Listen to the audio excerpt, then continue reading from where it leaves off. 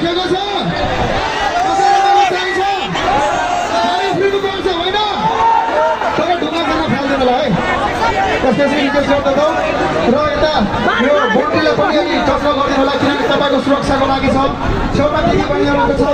यता बाबु नानीहरू पनि छ अहिले बोन्टी साइड गरिदिनु होला प्लिज हामी 1 घन्टा कन्टिन्यू तपाईँलाई पर्फर्मेन्स दिनेछौँ अलिकति पछाडि सरिदिनुहोस् दिदी बहिनीहरू छ विचार गरिदिनुहोस् आफ्नै घरका चेलीबेटीहरू छन्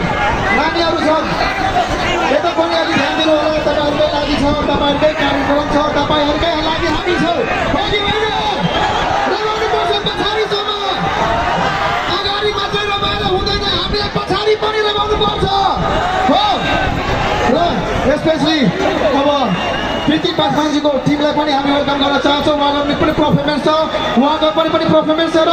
र एउटा सानो तिनो कुरा पनि गरौँला प्रीति पासवानसँग हुन्छ